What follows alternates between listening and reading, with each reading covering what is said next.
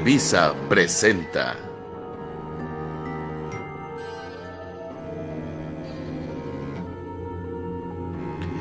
Les preparó el almuerzo y salieron a la calle apresuradas. Como cada día, llevaba a sus hijas gemelas al colegio. Caminaban tarareando una canción, tomadas de la mano, cuando el teléfono sonó desde su bolso. Era del trabajo. Respondió rápidamente y su interlocutor le pidió que acudiera de inmediato a la oficina. Había ocurrido algo grave. Así que decidió que las niñas continuaran solas. Conocían bien el camino. Las besó en la frente y emprendió la ruta de vuelta. Solo dio 20 pasos.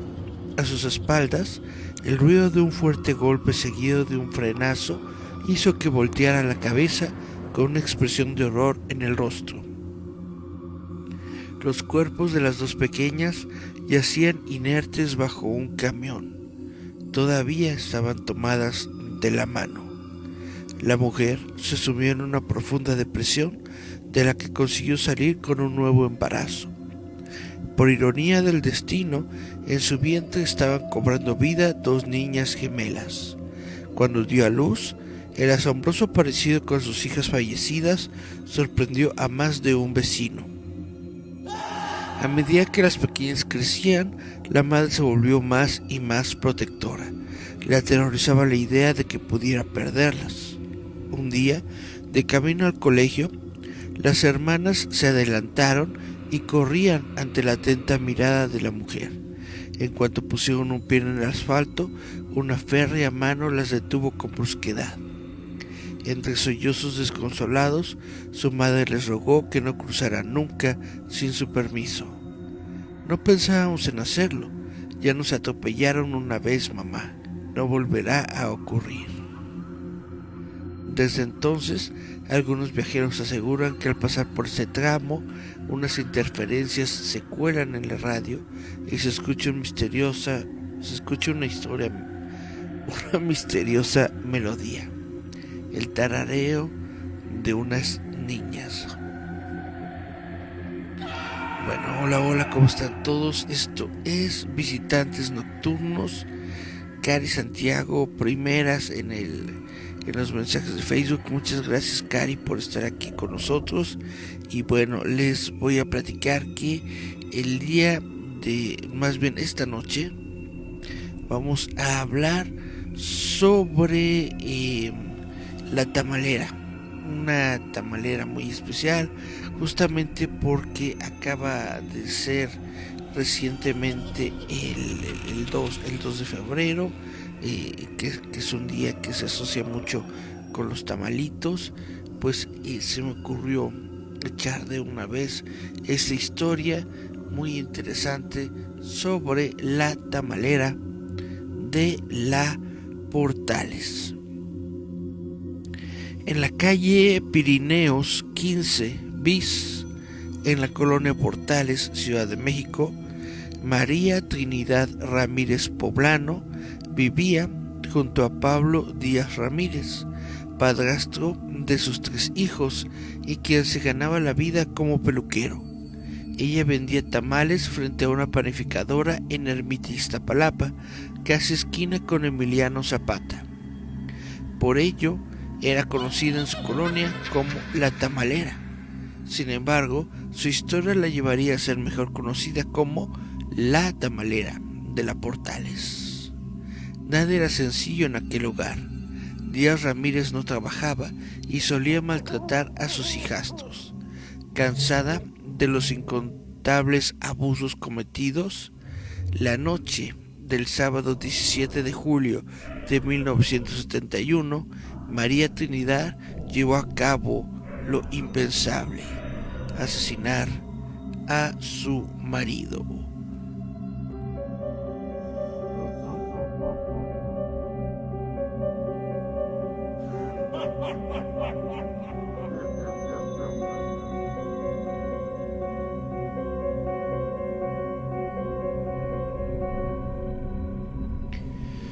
Y bueno, fue la noche de julio de 1971 cuando María Trinidad Ramírez Poblano decidió acabar de tajo con el maltrato que ella y sus 5 hijos habrían sufrido por años a mano de su marido, el peluquero Pablo Díaz. Ese mismo día por la tarde, Pablo había propinado los ya recurrentes cinturonazos a los 3 vástagos más pequeños de la mujer, dejándoles marcas en el cuerpo y marcando aún más las de días anteriores, esas que ya no desaparecen. Cuando el peluquero dormía, María, quien se dedicaba a vender tamales en la colonia, tomó un bate de béisbol y sin pensarlo 2 veces le propinó 3 fuertes golpes a su cónyuge, quien ya no pudo recuperar el aliento para levantarse. Según los relatos periodísticos del último tercio del siglo XXII,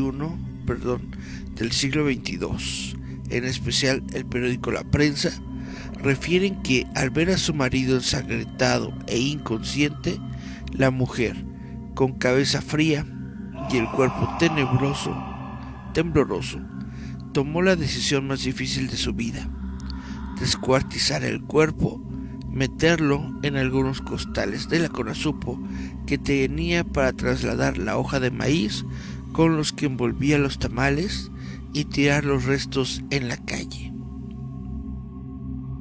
El escándalo se desató la mañana del lunes 19 de julio del referido año, cuando algunos de los restos del otrora peluquero fueron hallados a un lado de una casa marcada con el número 508 de la calle Sur 71A de la colonia Justo Sierra, al sur de la capital del país. La investigación, a cargo del general Daniel Gutiérrez, quien en ese entonces era jefe de la policía del Distrito Federal, inició con el interrogatorio a la sirvienta de la casa, en cuyo costado se encontraron los restos de Pablo, quien confesó que movió el costal pensando que contenía pollos muertos, encontrando los restos humanos, por lo que ella dio aviso a las autoridades. Tras tomar las huellas dactilares de una de las manos, los peritos, que en ese entonces estaban asignados al servicio secreto, pudieron determinar que el cadáver correspondía al ex peluquero, quien tenía antecedentes penales por algunos casos de robo. La identificación del cadáver llevó a los investigadores al hogar de María Trinidad, quien vivía, como les dije, en la calle Pirineos 15B de la colonia Portales, a donde había llegado procedente de Tequisquiac, en el Estado de México. Grande fue la sorpresa de los policías del 8º Grupo del Servicio Secreto asignados al caso, cuando al interrogar a la tamalera, ella confesó sin arrepentimiento su crimen, argumentando que su esposo llevaba años maltratándola junto a sus hijos y aún más. Cuando les informó que la cabeza del occiso se encontraba en un bote tamalero debajo de la cama de sus hijos, pues no había cabido en el costal. En aquella época se especuló sobre la posibilidad de que María Trinidad hubiera usado la carne del cuerpo de su ex esposo para cocinar sus suculentos tamales, pues un epigrama publicado en la prensa informaba lo siguiente: la tamalera asesina hirvió la cabeza en el bote de tamales, lo que hacen los criminales con sus horrendos afanes. Desde ayer en restaurantes nadie prueba los tamales, aunque en realidad la cabeza estaba conservada en agua fría para que no se descompusiera ni despidiera mal olor. La declaración de la tamalera de la Portales, que en ese entonces varios periódicos retomaron al pie de la letra, aún causa escalofríos. Dio 3 batazos al hombre, aún con vida, le cortó las piernas con una cegueta, por lo que murió desangrado. Posteriormente, cortó trozos del cuerpo con un hacha. El ruido no despertó sospechas, pues era el proceso que habitualmente realizaba para destazar los pollos o pedazos de carne de res con los que rellenaba los tamales que ella vendía.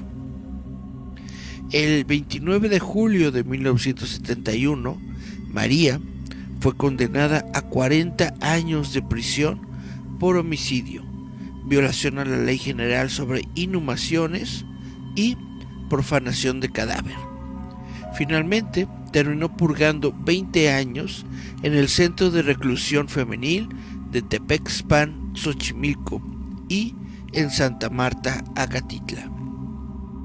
María murió en 1995 en Tequixquiac, Estado de México, a donde regresó tras haber cumplido su condena.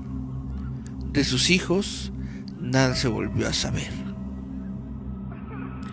En 1993, al más puro estilo ska, las víctimas del Dr. Cerebro lanzaron el tema La Tamalera, en el cual hacen alusión al caso de María. Ella vendía a su marido hecho pedazos por portarse mal y no darle para el gasto. La tamalera y yo comía los de dulce sin preocupación. Cuando pasó algo que me causó horror, me comía yo la mano de un pobre señor y nos fuimos asustados a la delegación, dice la canción. En 1994, el director Juan López Moctezuma filmó la película El alimento del miedo, basada en la historia de la popular tamalera de la Portales, y también un capítulo de la serie televisiva Mujeres Asesinas, que fue transmitido en el año 2008, se inspiró en este caso. Fíjese usted nada más.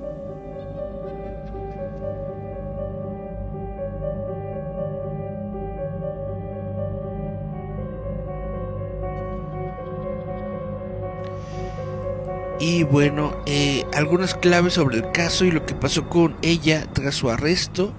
Pues María Trinidad fue sentenciada a 40 años, de los cuales pagó 20. El caso de la tamalera inspiró un capítulo de la serie Mujeres Asesinas. Ramírez vivía con sus 5 hijos y el peluquero quien la golpeaba a ella y a sus hijos. Según el sitio Criminalia, la enciclopedia del crimen. ¡Órale! Ella se dedicaba a vender tamales para sostener a su familia, con quienes vivía en la calle Pirineos. Una noche Pablo golpeó a sus 3 hijastros, lo que le causó marcas a ellos y les prohibió cenar en castigo porque mancharon unas prendas.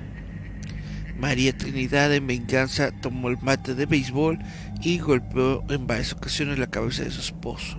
Según refieren algunas historias, el marido murió después de recibir los golpes con el instrumento, pero otras historias señalan que quedó consciente y murió posteriormente al cortarle las piernas. Limpió la habitación en la que había asesinado al que hasta horas antes era su esposo, e introdujo algunas partes del cuerpo en un costal, el cual tiró en un terreno baldío. La cabeza la guardó en un bote de tamales. Al día siguiente, como todos los domingos, la mujer se puso a vender tamales en el lugar que acostumbraba. Ya para el lunes, los restos del peluquero fueron encontrados al sur de la ciudad. Los restos se encontraron al lado de una casa en la colonia Justo Sierra. Se le dio aviso a la policía, quien identificó las huellas dactilares. Bueno, cuando los investigadores se presentaron, la tamalera confesó el crimen y contó que la maltrataban a ella y sus hijos. Los policías se encontraban bajo la cama el bote de los tamales con la cabeza de Pablo. Pues es un caso interesante. Digo, hubiera sido más genial si hubiera hecho los tamales. Realmente yo me hubiera gustado más el tema de hoy si hubiera hecho tamales, imagínate. O sea, así no lo hubieran atrapado. En lugar de cortar el cuerpo y dejarlo tirado en una calle, pues ya estás ahí, ya tienes la materia prima, ya estás a punto, ¿no?, de ir a vender los tamales, porque ya sábado los vendes el domingo, pues entonces ya estás ahí cortando la carnita, cada uno de los pedacitos, chan, chan, chan.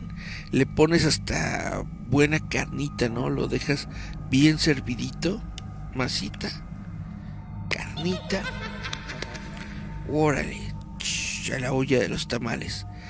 Y ni quien se hubiera dado cuenta, ni quien se hubiera enterado. Ah, pero no, lo dejas en la calle y pues identifican el cuerpo por las huellas dactilares.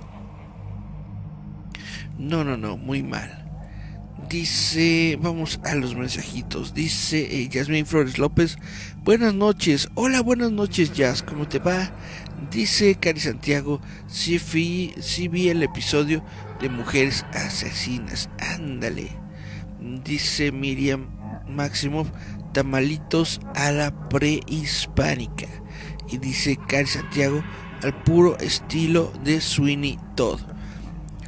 Pues así es este caso, es que está bastante interesante, está bastante bonito, pero sí me hubiera gustado que fuera más, pues que se viera más, más inteligente la señora y hiciera tamalitos. Aunque yo supongo que en esas épocas, vaya, en los años 70 y eso, pues siendo víctima de violencia familiar, de violencia a la mujer, pues no se le ocurrió, o simplemente yo supongo que a la mayoría de las personas, a la gente cuerda, a la gente que no tiene estos pensamientos criminales, pues nunca se le hubiera ocurrido comerse a la persona.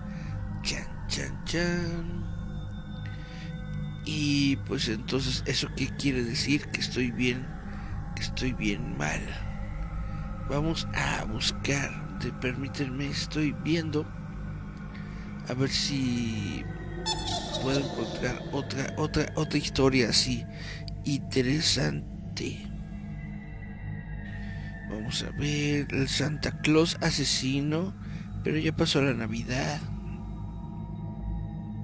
Dice caso Narvarte, historia del multihomicidio, Mark David Chapman. Ah, no, este es el que mató a John Lennon. El monstruo de Londres, dice el misógino criminal que aterrizó en Inglaterra un siglo antes de Jack el Destripador. El asesino del ferrocarril que cruzó la tierra para matar. ¿No hay alguien que sí se haya comido a la víctima? Déjenme buscar aquí. Chun, chun, chun. Bueno, aquí encontré esto que se llama La historia de El Pelón Sobera. El Pelón Sobera, el terrible asesino necrófilo de los 50. Chan, chan, chan, chan.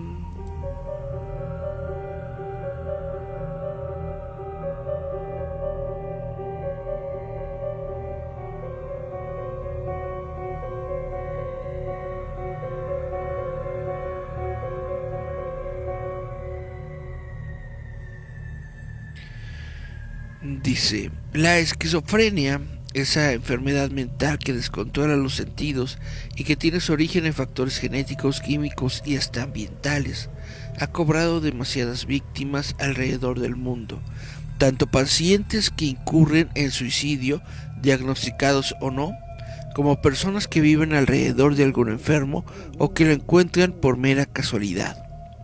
El caso de un esquizofrénico mexicano llamado Higinio Sobera de la Flor captó la atención mediática de los años 50, principalmente por la forma en que fue enjuiciado por los crímenes que cometió y que a muchos no les pareció correcta.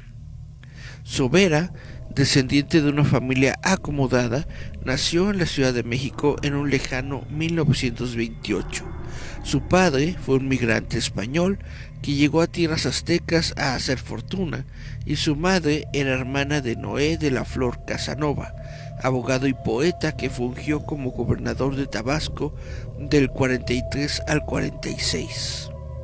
Higinio estudió algunos años en el Colegio Franco-Español, en Xochimilco, de donde fue expulsado debido a su raro comportamiento. Poco después su familia decidió internarlo en el Hospital Mental de la Floresta, de donde escapó a los pocos días. Como nunca le hizo falta dinero, a Sobera poco le importaban los estudios, por lo que se dedicó su vida al despilfarre, la fiesta y los desmanes durante el tiempo que vivió en la calle de Uruguay en pleno centro histórico, hasta que llegó el trágico 11 de mayo de 1952, cuando él tenía 24 años. El Pelón, apodo con el que se le conocía a Higinio, se encontró ese día con el capitán Armando Lepe Ruiz. Ambos circulaban en calles de la colonia Roma y venían echando pleito, picándose entre sí a bordo de esos flamantes automóviles. El de Higinio fue regalo de su madre, cuando en un arranque de ira, Sobera mató al militar disparándole en 5 ocasiones. El ahora criminal escapó a toda velocidad, pero la policía, con ayuda de testigos, pudo rastrear la placa del automóvil y dio rápidamente con el domicilio del Pelón. Los diarios de aquella época describen que su madre, al enterarse del horrendo crimen, prometió a los policías que su hijo se entregaría, aunque eso nunca sucedió. 2 días después, el 13 de mayo, Sobera fue capturado en una habitación del Hotel Montejo, ubicado en la colonia Anzures. Cuando los oficiales irrumpieron en el cuarto, lo vieron lleno de sangre, con vestimenta sucia, los zapatos llenos de lodo. La prensa, el diario La Prensa, que siguió de cerca el caso, refirió en su declaración ante un juez que el Pelón confesó el crimen del capitán, a quien dijo se cegó la vida, pues lo había insultado y llamado payaso, palabras que significaban para él la peor injuria. Pero también confesó otro crimen que dejó boquiabiertos a todos los que presentaron el juicio. Sobera había matado a una mujer llamada Hortensia López Gómez por el simple hecho de que le gustó y ella no le hizo caso. Dice, y cito: la maté porque me gustó mucho desde que la vi.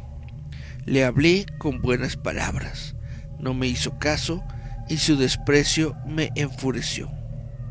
Las palabras del asesino dejaron helada la sala en donde se pronunciaron, y más aún cuando detalló que, tras no hacerle caso, empujó a la mujer al interior de un taxi. Intentó violarla ahí mismo y tras su reiterada negativa le disparó en el rostro para después ordenarle al chofer que bajara de la unidad y llevar él mismo el cadáver a un hotel en donde cometió necrofilia para después tirar el cuerpo en una barranca de la zona de Coajimalpa.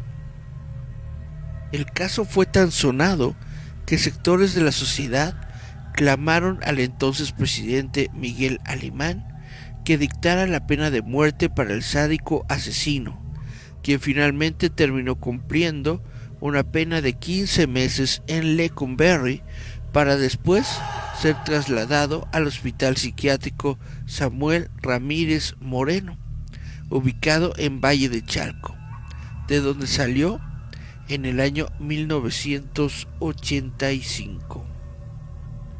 Para lograr que su cliente pisara la cárcel solo unos meses, el abogado Alfonso Quirós Cuarón, considerando el primer gran criminólogo de México, adujo que Sobera sufría esquizofrenia, hecho comprobado por doctores de Lecumberri, por lo que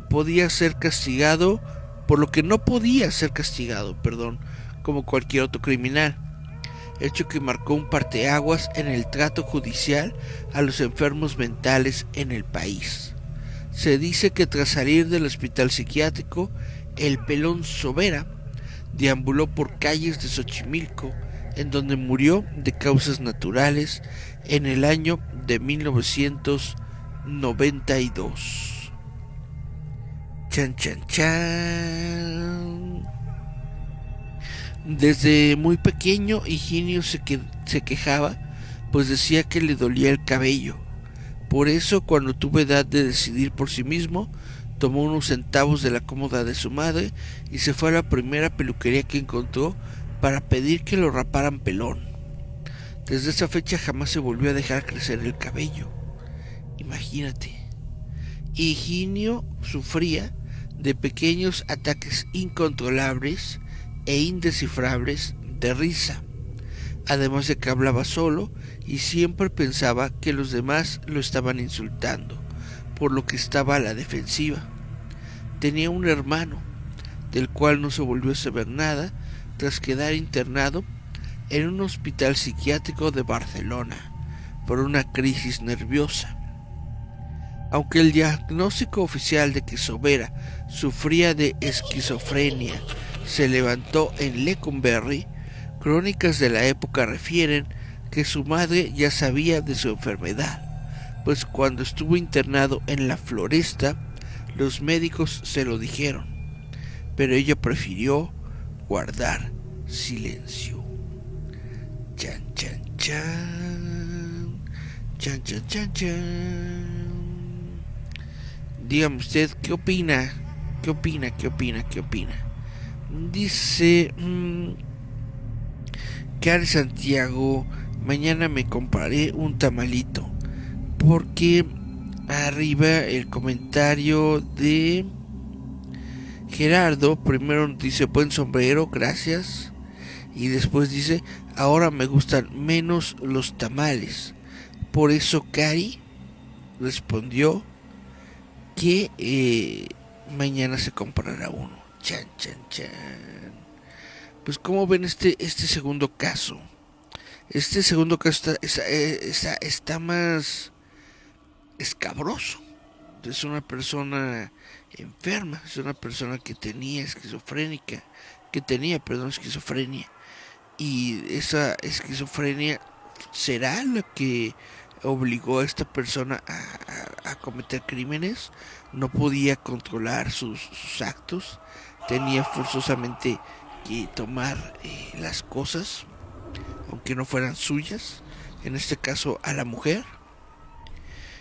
¿Usted qué opina sobre este acontecimiento?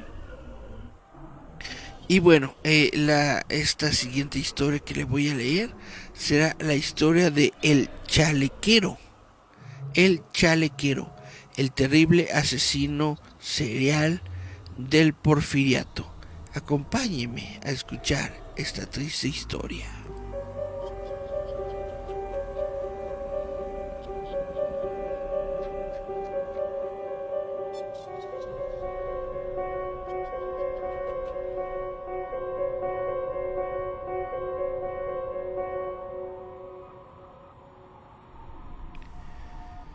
Pues bien, el ser humano desde su aparición como especie se ha quitado la vida entre sí, ya sea por cuestiones meramente territoriales, alimentación, conflictos varios como la apropiación de algo o alguien, accidentes, hasta por sentimientos abstractos como la venganza, el odio y el placer.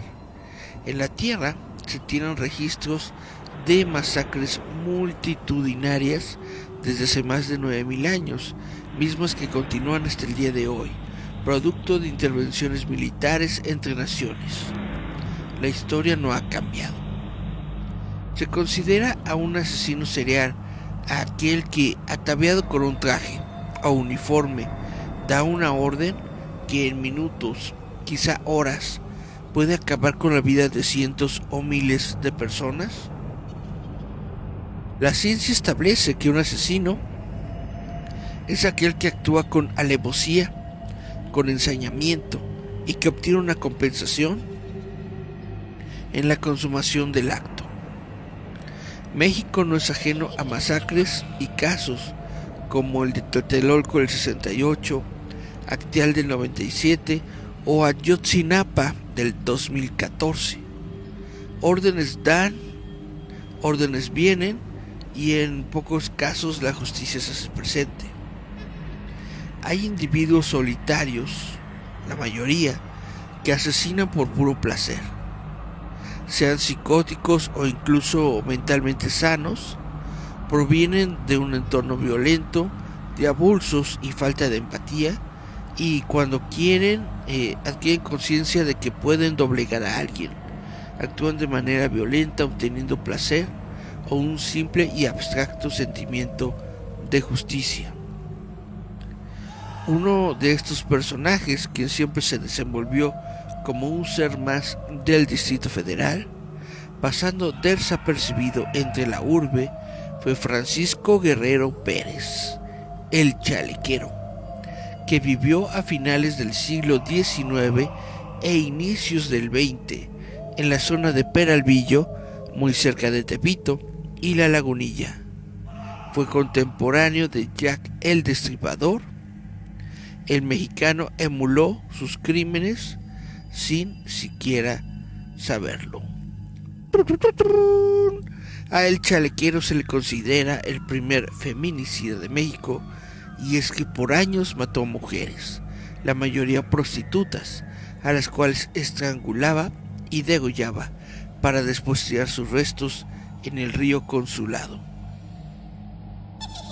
Los periódicos, pasquines y folletos de finales del siglo XIX comparaban a Guerrero Pérez con Jack el Destripador. Allá por los años del 80 al 82, Jack el Destripador horrorizaba a buena parte de la culta Europa. Nunca en México habíamos tenido la desgraciada noticia de un criminal tan terrible y sanguinario.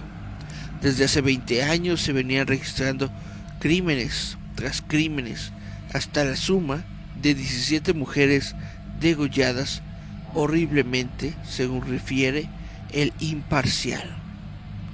Y añade: por aquella época existía un tenorio de barrio, un chulo de pasarela, lo que pudieran llamar los guatemaltecos un guapo, al referirse a El Chalequero, que ciertamente y según las crónicas de la época gozaba de un buen porte y siempre iba ataviado con sus mejores galas, chalequito incluido, lo que le permitía engatusar más fácilmente a las damas que caían en sus manos.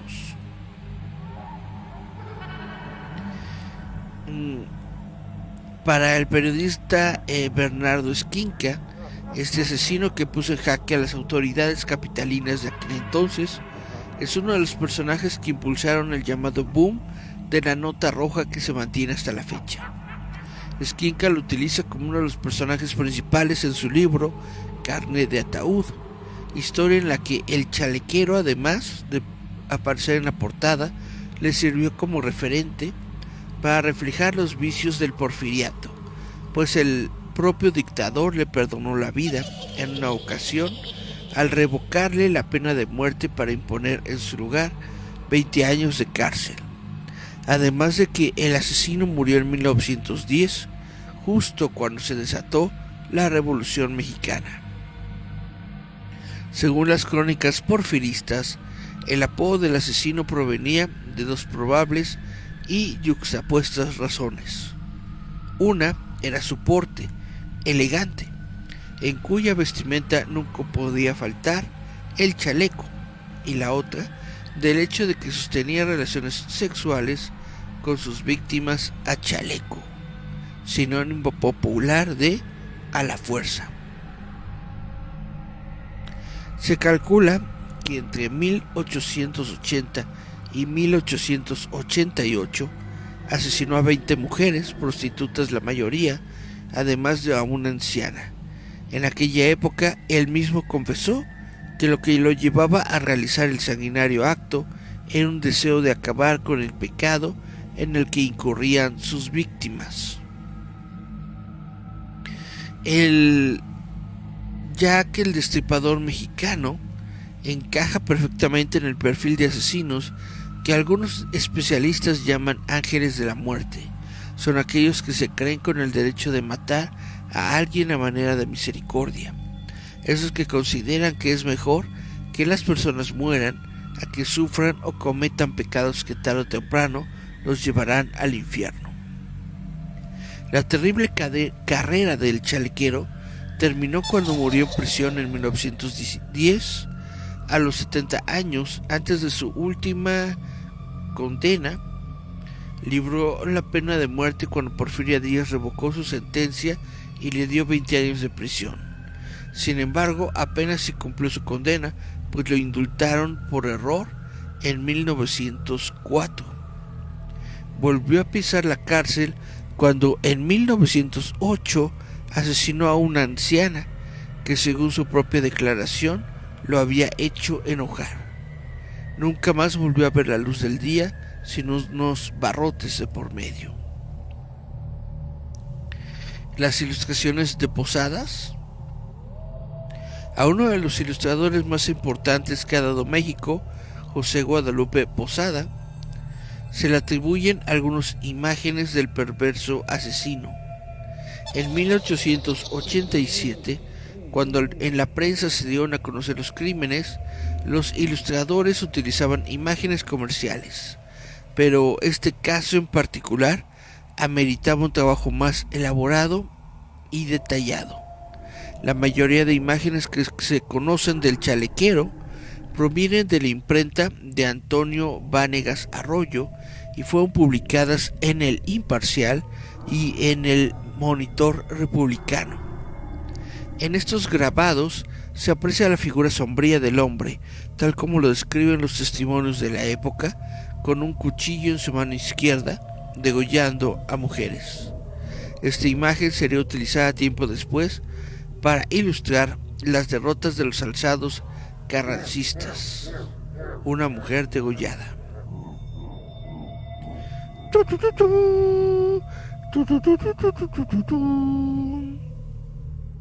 Pues miren, nada más estas son las 3 historias sobre asesinatos que les tengo de momento para ustedes, personitas bonitas que están en estos momentos escuchando junto conmigo los visitantes nocturnos. Vamos a ver mensajitos. Dice Juan Daniel Ruiz Otero: mi Eric, algo de Goyo Cárdenas y del caníbal de la Doctores, ¿puedes comentarlo? Goyo Cárdenas y del caníbal de la Doctores, con mucho gusto. Permíteme en estos momentos poner el siempre confiable Google. El caníbal de la Doctores. Chan, chan, chan, chan. Pregunta Miriam: ¿usaba chaleco? Sí, utilizaba chaleco. Chan, chan, chan. Muy bien. Perfecto. José Luis Calva Cepeda. Y el otro es Goyo Cárdenas, el estrangulador de Tacuba. Chan, chan, chan. Vamos a leer estos dos casos que nos está recomendando el buen Juan Daniel Ruiz Sotelo. Chan, chan, chan. Vamos con José Luis Calva Cepeda. Fue un asesino serial mexicano, conocido posteriormente como el poeta caníbal, debido a su supuesta ocupación como escritor, poeta y dramaturgo. Sin embargo, no existen datos de que sus cuentos de terror, novelas negras o poemas de estilo tétrico romanticista fuesen publicados o difundidos. También se le conoce como el caníbal de la Guerrero, mexicano cuyo nombre tomó relieve internacional tras producirse su detención el 8 de octubre del año 2007 por parte de las autoridades mexicanas, quienes lo acusaron de canibalismo y triple homicidio. Fue un asesino en serie acusado del desmembramiento, y aparente consumo de carne humana de sus víctimas, quienes fueron todas mujeres.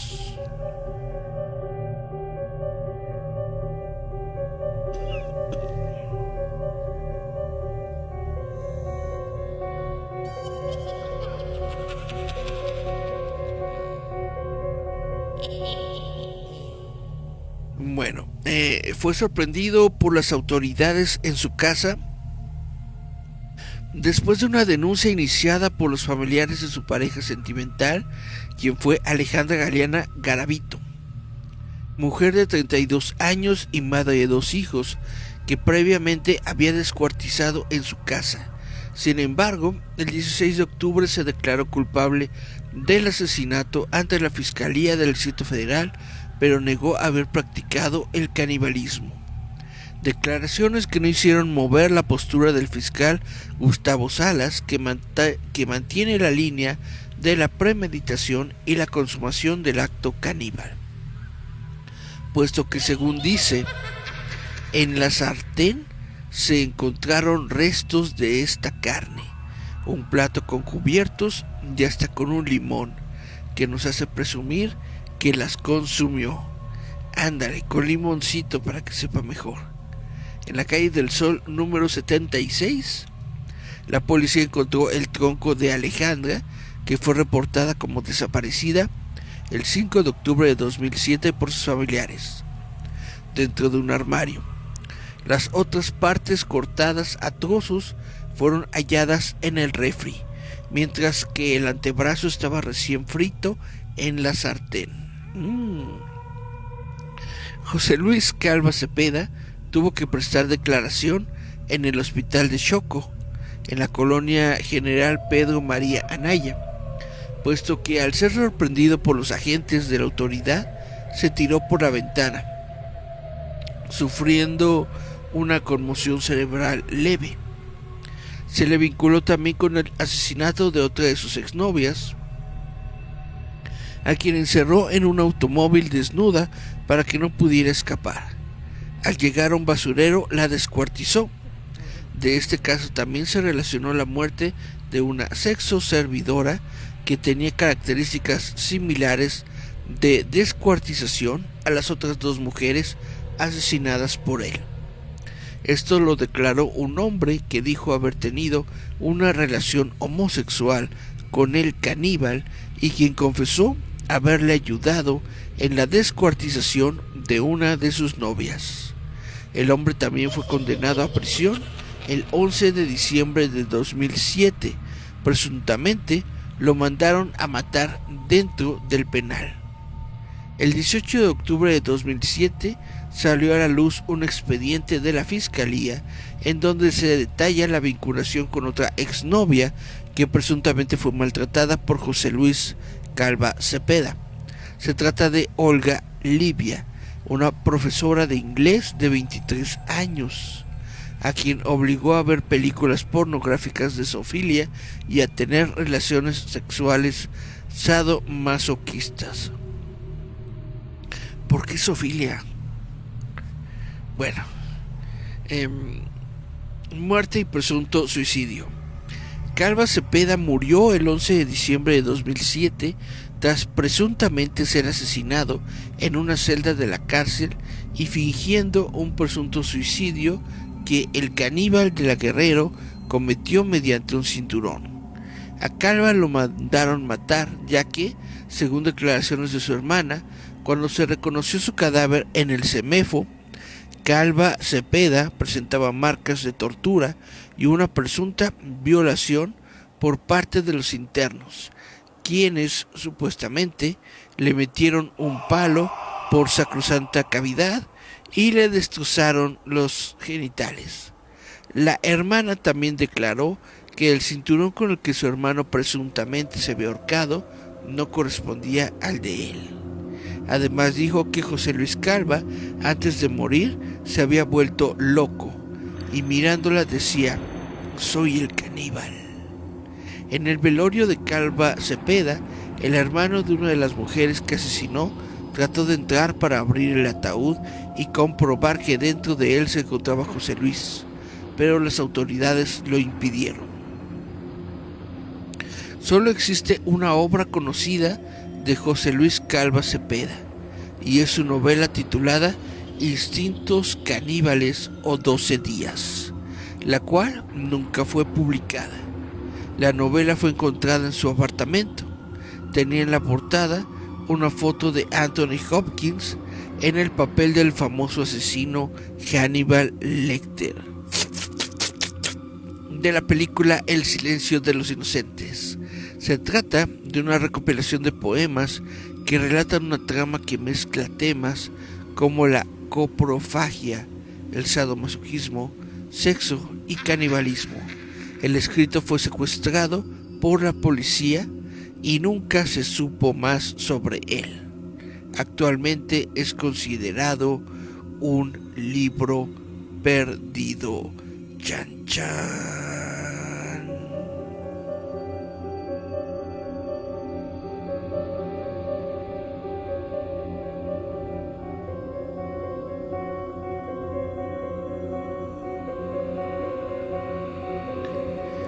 Dice Miriam Maximoff, comen pero no invitan. Comen pero no invitan. Dice Miriam, envidioso. Bien loco el men. Y luego dice ALB, ¿qué? Así como usted lo escucha. Esto fue lo de José Luis Calva. Ahora, Goyo Cárdenas. Gregorio Cárdenas Hernández, también conocido como el estrangulador de Tacuba, fue un homicida múltiple y necrófilo mexicano que se volvió una celebridad mediática en su país debido a su presunta rehabilitación social. Gregorio Cárdenas nació en la Ciudad de México en 1915. El daño neurológico que le provocó una encefalitis temprana fue factor decisivo para que mostrara un comportamiento anormal desde niño, especialmente crueldad hacia los animales, desde los 15 años, como el hecho de que mataba pollos poniéndolos en el quicio de la puerta y la cerraba lentamente. Aunado a ello, Cárdenas tenía dificultad para controlar su esfínter y llegó a sufrir enuresis hasta los 18 años. Pese a esas condiciones, demostró tener un alto coeficiente intelectual y fue un alumno destacado desde su educación básica. La familia de Gregorio, al parecer, tenía un historial de problemas mentales, ya que el mismo padre presentaba fuertes migrañas hasta los 31 años. Incluso dos de las hermanas de Gregorio sufrían de ataques de epilepsia. Descrito por sus compañeros de escuela como un niño tímido con una relación enfermiza con su madre, pero que llegaba a quemar el cabello de sus compañeras e incluso ofrecer dulces con excremento. A los 27 años estudió química y debido a su alto desempeño estudiantil obtuvo una beca de Petróleos Mexicanos para continuar con su formación académica y colaborar con la empresa paraestatal. Tiempo después se independizó de su madre y rentó una casa en la Ciudad de México, lugar donde posteriormente serían enterrados y descubiertos los cuerpos de sus 4 víctimas. Cárdenas Hernández cometió sus asesinatos entre agosto y septiembre de 1942, debido a lo cual se le considera un asesino relámpago. El sobrenombre de estrangulador de Tacuba se debe a que su residencia estaba ubicada en el famoso barrio de Tacuba de la Ciudad de México. El 15 de agosto del 42 recibió en su casa a una adolescente prostituta de 16 años llamada María de los Ángeles González. apodada Berta. Después de tener relaciones sexuales con ella, Cárdenas la estranguló con un cordón, la envolvió en un impermeable y enterró su cuerpo en el jardín, en una fosa de 1 metro de profundidad. En los días siguientes asesinó a 2 prostitutas menores más. Inicialmente se identificó a la segunda como Raquel González León, de 14 años. Sin embargo, meses después se descubrió que Raquel González aún vivía, y desde entonces se desconoce la identidad de la segunda víctima. Debido a la fuerte impresión por la noticia errónea, la hermana de González León falleció a causa de un infarto. La tercera prostituta asesinada lleva el nombre de Rosa Reyes Quirós. Se negó a acostarse con él, intentó resistir el ataque y finalmente perdió la vida. Después de asesinarla, practicó necrofilia con el cadáver y se cree que puede haber hecho lo mismo con todos los cadáveres de su jardín. Finalmente, Cárdenas asesinó a Graciela Arias Ábalos, de 21 años, alumna de la Escuela Nacional Preparatoria de la Universidad Nacional Autónoma de México e hija de un reconocido penalista mexicano, amiga de quien Cárdenas estaba enamorado. Debido al rechazo amoroso de Graciela y a una bofetada que le propinó por intentar besarla a la fuerza, el homicida la golpeó hasta la muerte en su automóvil. Después llevó el cadáver a su casa y durmió con él. Posteriormente, la enterró en su jardín junto al resto de las víctimas. Se calcula que pudo haber cometido más asesinatos, como el de una prostituta que fue hallada estrangulada en un hotel de la Colonia Guerrero, un hotel que quedaba cerca de la casa de la madre de Gregorio, el cual frecuentaba a menudo, y que además que varias personas la vieron por última vez con un cliente parecido a Gregorio. Después de asesinar a sus víctimas, Cárdenas les inyectaba sustancias colorantes para que no fueran reconocidas por las autoridades, aunque también algunas fuentes decían que experimentó procesos de momificación con las víctimas, pero las investigaciones no descubrieron ningún signo de ello. Después de la desaparición de Graciela, supo que vendrían a interrogarlo, ya que varias personas la habían visto por última vez con él durante la cita que tuvo antes de haberla asesinado en su automóvil, por lo que el 7 de septiembre se internó en un centro psiquiátrico de la calle Primavera en Tacubaya, explicando a los doctores de que había perdido la razón. Un día después, llegó un hospital al hospital a interrogar a Gregorio sobre la desaparición de Graciela. En 15 minutos de interrogatorio, Goyo admitió el asesinato y mencionó que el cuerpo estaba en el jardín de la casa. Después de entrar al jardín, notaron cómo sobresalía un pie de la tierra, para después no solo encontrar el cuerpo de Graciela, sino 3 cuerpos más. Gregorio, siendo llevado a la delegación bajo arresto y redactando su propia declaración, aceptó los cargos, aunque años después los negaría, justificando que todo era una conspiración en su contra por sus enemigos del sindicato petrolero. Mientras la defensa decía que Gregorio era inimputable por problemas mentales, los detectives hallaron en las escenas del crimen un diario donde encontrarían las notas donde se arrepentía de haber asesinado a Graciela, las descripciones de los homicidios y cómo cometía actos de necrofilia con los cuerpos. Incluso varias fotos de Cárdenas vestido de geisha, con las que más tarde intentarían probar su enfermedad mental. Le dictaron auto de formal prisión y fue enviado al Palacio de Lecumberri, en el pabellón de los enfermos mentales, aunque un día después sus abogados lograron que fuera trasladado al manicomio general de La Castañeda. Los psiquiatras lo medicaron con terapias electroconvulsivas y luego lo declararon mentalmente competente. Ay, ay, ay. 2 años después escaparía del manicomio para huir a Oaxaca, para luego ser reaprendido mientras ejercía de maestro rural y ser encarcelado por segunda vez en Lecumberri. Dentro de la prisión comenzó su carrera de derecho, mientras que su madre le llevó 200 libros de la carrera y un órgano dentro de su celda y ayudaba a otros reos con sus problemas legales a través de más de 70 pinturas como un mural en el penal Reclusorio Oriente y vender revistas donde relataba los crímenes de diferentes reos del penal. También ahí conocería a su segunda esposa y tendría 4 hijos con ella dentro del penal. ¡Ah, caray!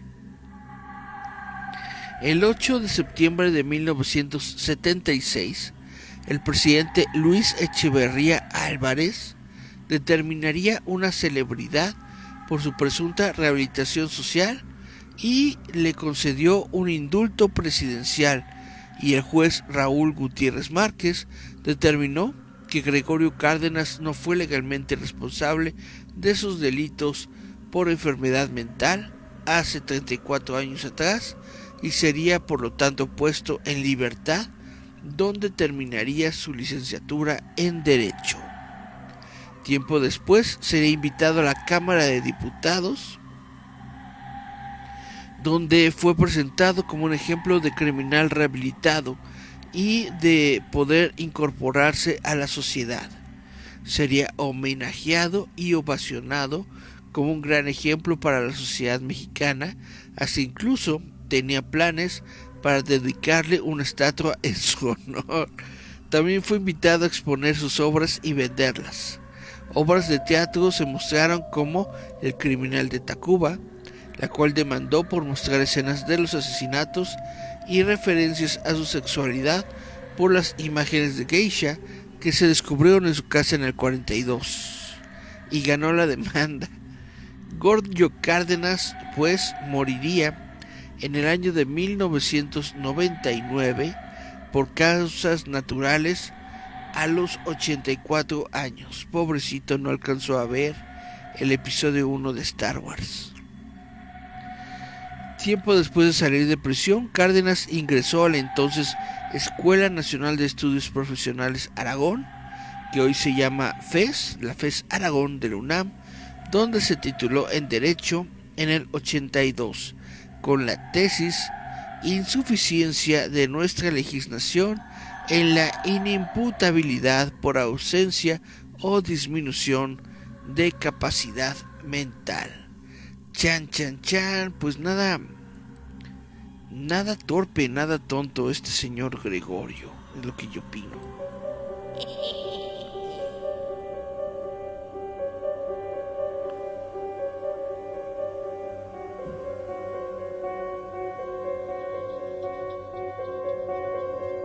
Pues bueno, está bastante tétrico el programa de hoy con todos estos casos de crimen real, con todos estos asesinos, pues asesinos en serie mexicanos. Cari Santiago dice, ¿cómo pueden no tener corazón para hacer daño? Sí, realmente no lo entiendo. Vaya, varios de ellos se han declarado incapacitados o con alguna enfermedad mental. Yo supongo que esto es lo que conlleva o la razón por la que realizaron estos actos. Dice Miriam, en películas está ok, pero en la vida real no me lo creo. En la vida real se escucha bastante gacho, ¿no? Dice Miriam Máximo, no lo sé, Rick. Dice Cari Santiago, qué hardcore. Dice Sonia, hola. Hola, dice, ya llegué tarde, muy tarde como siempre. Por cierto, ya terminé de ver House of Cards, jajaja. Y se me fue. Y aún con tu spoiler, jajaja.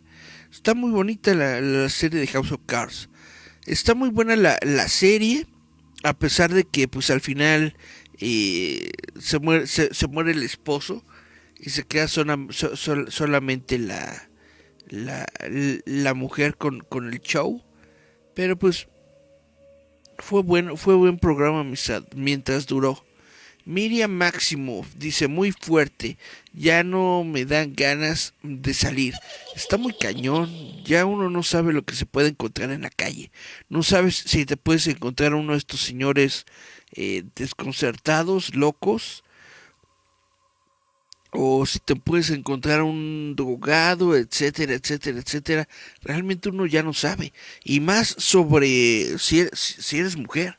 Está más cañón la seguridad y todas estas ondas cuando eres mujer en la Ciudad de México, en México en general, porque pues nada más por el hecho de ser mujer te ven como carne básicamente, te ven como una res andando y dicen, no, pues de aquí soy, esta se ve bonita y ¡zas!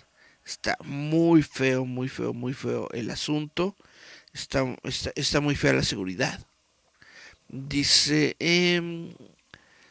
Sonia y Beth, se vienen las pesadillas para los que escuchamos a Eric. Chan, chan, chan.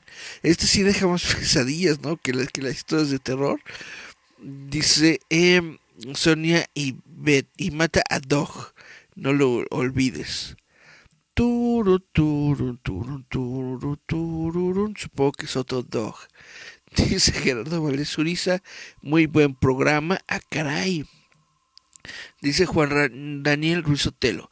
Y estos son algunos, pero faltan más asesinos seriales mexicanos. Sí, no lo dudo. Debe de haber muchos más asesinos seriales mexicanos. Pues bueno, comenzamos por la señora a la que le dicen la tamalera. Y terminamos ni más ni menos que con el Goyo, el estrangulador de Tacubaya. Tuvimos unas 5 historias más o menos, unas 5 historias de asesinos seriales mexicanos, perturbadoras diría Dross, bastante, pues feitas. Sobre todo por las cosas que hicieron, ¿no? Y porque sabes pues que fue verdad, que esto no te lo contaron, no salió en un documental de Netflix, sino se los estoy platicando yo. Dice Gerardo Valsuriza, esto sí me asusta, Mataril el Irerón. Está muy cañón. Pues bueno, y sobre todo México, que se me hace un país tan pobre en cuestión de justicia, que vea, pues, un presidente le otorga el perdón y califica como curado, ¿no? A un señor que es asesino serial, cuando se supone, ¿no? Que esas personas las deberían meter en el tambo y no dejarlas salir nunca. Y bueno, México ya hemos hablado varias veces de que es un país lleno de corrupción, un país lleno de injusticia, un país en donde la policía parece que no trabaja, parece que no pueden llegar a arrestar o que pueden llegar a ejercer la justicia que merecemos, los tribunales, todas las personas, etcétera, en donde la gente con dinero, con más recursos, ni siquiera pisa la cárcel, ¿no? Le echan la culpa a, a su personal, al que hace el aseo, a quien andaba por ahí en la casa por alguna cuestión. Nunca las personas con dinero pisan la cárcel, y si llegan a pisar la cárcel es solamente por unos cuantos días, solamente por un periodo cortito de tiempo, y después se la sacan con que sufrieron algún trastorno mental, los llevan a algún hospital psiquiátrico, los llevan a la Oceánica para que se recuperen, para que se limpien sus toxinas de toda la maldad. Y ahí quedó, ¿no? Y ahí quedó, se regresa a la sociedad, lo sacan obviamente, llevan a la persona al interior de la república o a otro país para que la gente se olvide. Y no hay justicia en México. Al menos eso es lo que yo opino. Pues bueno, este fue el programa de hoy de Visitantes Nocturnos. Espero que no les haya parecido demasiado hardcore. Espero que no les haya parecido demasiado grueso lo que estuvimos platicando el día de hoy. Pero es que sí, realmente cuando se habla de crímenes reales, cuando hablas de cosas reales que han ocurrido, sí se siente más gachito el asunto, ¿no? Que cuando estás hablando de historias de ficción. Pues bueno, solamente me resta platicarles de las figuras rebabitas. Tengo yo 2 líneas de figuras rebabitas que me gustaría presentarles el día de hoy.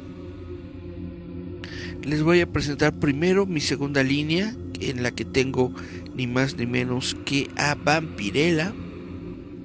Chun, chun, chun, chun.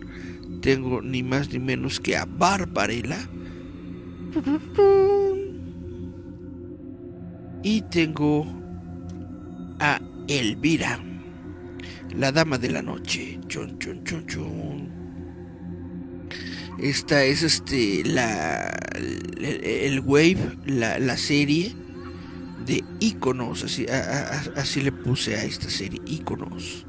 Chan, chan, chan. Son 3 figuritas de tres mujeres icónicas dentro del cine de terror, de ciencia ficción, fantasía, más bien ciencia ficción, más bien terror. Pero pues sí, también a veces le entran a temas fantasiosos, ¿no? Son 3 íconos del cine, del cómic. Barbarella, de hecho, Vampirella tiene de hecho su serie de cómic y todo esto, ¿no? Esta serie de 3 figuras rebabitas junto con sus tarjetitas. Las tarjetitas no las he impreso, pero junto con sus tarjetitas los pueden usted conseguir en 100 pesitos. Solamente me envían un mensajito, me dicen: Eric, quiero mis rebabitas, y con todo gusto se las mandamos. Y pues la serie que ya les ha mostrado anteriormente, la serie de los autores, tenemos a ni más ni menos que a H.P. Lovecraft, a Mary Shelley y a Edgar Allan Poe. Edgar Allan Poe tiene varios productos. El que más tiene es Lovecraft, así de plano. Hay un montón de arte y obras y cosas sobre Lovecraft. Yo creo que es uno de los escritores más conocidos y más queridos por la gente. Pero de Mary Shelley sí, prácticamente no hay nada, creo, sí, a lo mejor estoy equivocado, pero creo que esta es una de las primeras figuras de coleccionismo, una de las primeras figuras de acción que existen en el mundo mundial sobre Mary Shelley. Y bueno, de estos sí imprimí sus tarjetas coleccionables.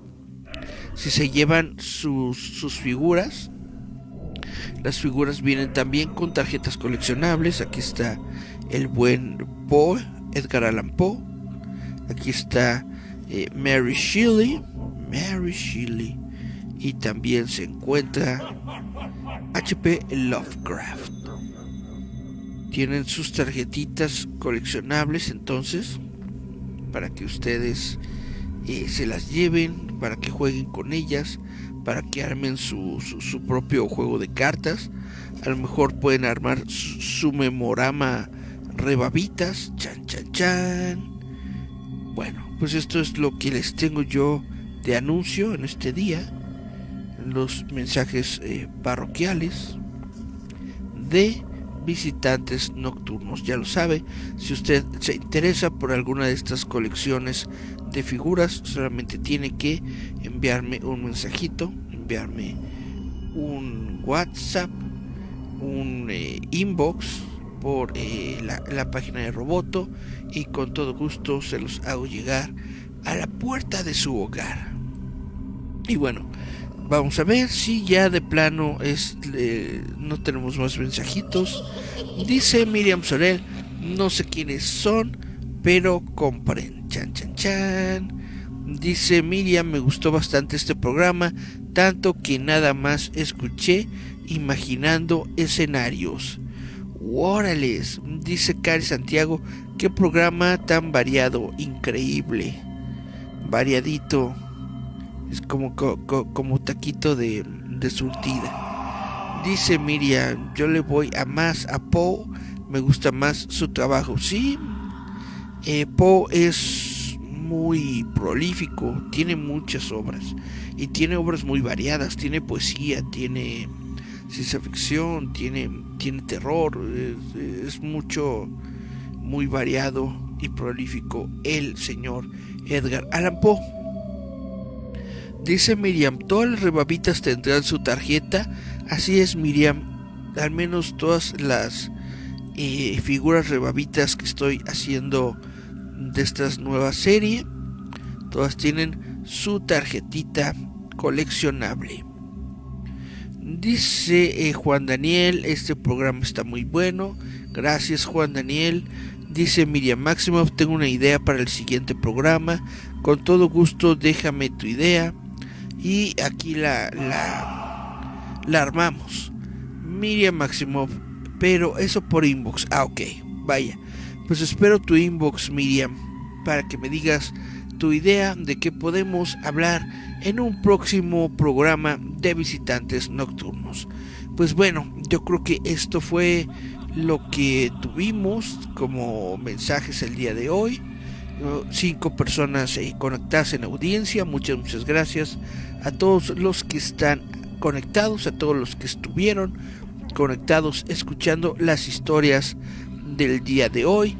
Y bueno, mañana sabadito nos vamos a ir a puras cosas bonitas, puras cosas del amor, porque los programas de Líder Visa están ahorita en el mes del amor.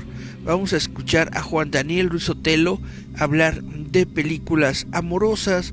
Vamos a escucharlo hablar de, ya no me acuerdo, de Mujer Bonita, o de Casablanca, o de Romeo y Julieta, ya ni me acuerdo, de Lo que el viento se llevó. Total, que hay que escuchar a Juan Daniel Ruiz Sotelo a las 12 del día en la excursión Guantola, y luego de nuevo a las, ¿qué son? Las 8, 9 de la noche, a las 9, ¿no? En el recuento de los daños, para poder escuchar sobre las películas de amor que el buen Juan Daniel nos va a platicar. Dice él, mi Eric, un día deberíamos hacer un programa juntos de ufología. Sí, cuando tú quieras nos reunimos y lo grabamos. ¿Quieres hablar de ufología? Lo armamos. La ufología es un tema muy bonito, muy variado. Hay muchas cosas que se pueden sacar de ahí. Yo debo decir que sí he visto cosas raras en el cielo, pero como no soy yo astrónomo, como no me dedico a las ciencias de observación espacial, pues no sé qué es, ¿no? Y justamente cuando no sabes qué es lo que estás viendo, se le considera un objeto volador no identificado, ¿no? No sabes qué es, no puedes identificarlo, y entonces por eso es un ovni. Chan, chan, chan, que es extraterrestre, ya es otra cosa. El que sí cree en extraterrestres es el buen Gerardo Valdés Uriza. No sé si siga por ahí el buen líder fantasma. Él sí es ferviente creyente en los extraterrestres. Yo no digo que no cree en ellos, yo solo he dicho que no los he visto y que no he encontrado pruebas suficientes para saber que los objetos que no puedo reconocer en el cielo forman parte de alguna inteligencia artificial, de alguna inteligencia extraterrestre. Pues no lo sé, ¿verdad? No lo sé, pero a lo mejor sí. Dice Sony Bet, el amor. Y luego dice películas de amor mexicanas, sí, como las combiancheras, ¿cómo se llama? Dice Juan Daniel Busotelo, gracias por el comercial, mi Eric. Ahí vamos a estar pendientes. Luego me quedo dormido, pero ahora sí voy a poner mi alarma a las 12:30 para escuchar el programa de Guantola. Sonia Ivette Álvarez dice, este programa estaría buenísimo, jalo. Amo el tema ovnis, pero me da miedo en exageración. Pues es muy interesante. Me da más miedo no saber cosas. Chan, chan, chan. Dice Sony Bet, trauma patrocinado por Señales, la película que vi un domingo cuando era niña. Ja, ja, ja. ¿Ya viste la nueva película de M. Night Shyamalan, Sonia y Bet? La de tocan a la puerta, creo que se llama, o tocan la cabina, algo así. Es la nueva película de M. Night Shyamalan, que es el mismo director que hizo Señales, que habla sobre un grupo, 4 personas que llegan a una cabina y les dicen a las personas que viven en esa cabina que tienen que asesinar a uno de ellos, o de lo contrario se acaba el mundo. O sea, esas 4 personas al mismo tiempo tuvieron visiones, tuvieron sueños de que si no matan a alguien dentro de esa cabina, se acaba el mundo. Chan, chan, chan. Y dicen ellos, no, pues me vale que se acabe el mundo, no matas a mi familia. ¿Y qué harías tú? ¿Qué harían ustedes si se encontraran con la misma situación? Está muy interesante la película. Me parece que se encuentra justamente en los cines. Si no se encuentra en los cines, está a punto de estrenarse, pero según yo ya se encuentra en el cine esta película de M. Night Shyamalan. Dice Juan Daniel Busotelo, el 18 también hablaré de la película de Tizoc. Eso es también la próxima semana, el próximo sabadito. Entonces vamos a estar hablando de puras películas bonitas este sábado y toda la próxima semana que viene. Entonces no se lo vayan a perder. Sony Bet dice, yay, a mí me gustan mucho las pelis viejitas. Pues bueno, ahora sí, ya nos vamos, chavos. Muchas gracias de nuevo a todos los que estuvieron.